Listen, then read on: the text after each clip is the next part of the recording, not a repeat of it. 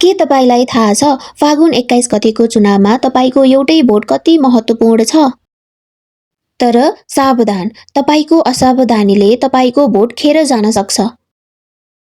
आजको भिडियोमा हामी 2082 को निर्वाचनमा सही तरिकाले भोट हाल्ने प्रक्रिया सिक्नेछौँ।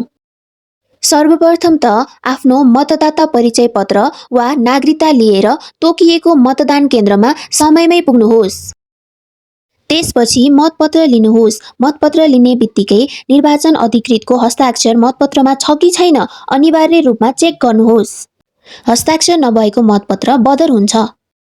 यसपालिको चुनावमा हजुरहरूले दुईवटा मतपत्र पाउनुहुनेछ।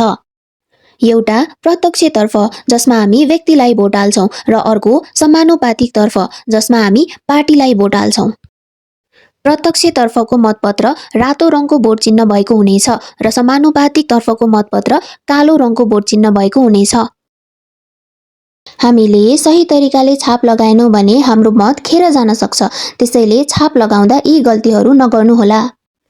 हाम्रो मतपत्र बदर हुने अवस्थाहरू यस प्रकार रहेका छन्। दुईवटा चिन्हका बीच छाप लगाएमा, कोठा बाहिर छाप लगाएमा, लतपतिने गरी छाप लगाएमा, औँठा छाप लगाएमा, मतदान अधिकृतको हस्ताक्षर नभएको मतपत्र प्रयोग गरेमा, मतपेटिका भन्दा बाहिर मतपत्र राखेमा।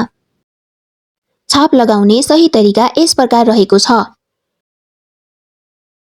छाप लगाएपछि मसी सुक्न दिनुहोस् र मसी अर्को चिन्हमा नलाग्ने गरी होशियारपूर्वक मतपत्र पट्याउनुहोस्। त्यसपछि प्रत्यक्षको मतपत्र प्रत्यक्षकै बाकसमा र समानुपातिकको मतपत्र समानुपातिककै बाकसमा खसाल्नुहोस्। तपाईको एक भोटले देशको भविष्य निर्माण गर्छ। त्यसैले 2082 को निर्वाचनमा एकदमै सचेत भएर मतदान गर्नुहोस्। यो जानकारी तपाईको परिवार र साथीलाई पनि शेयर गर्नुहोला ताकि कसैको पनि मत बदर नहोस्। धन्यवाद।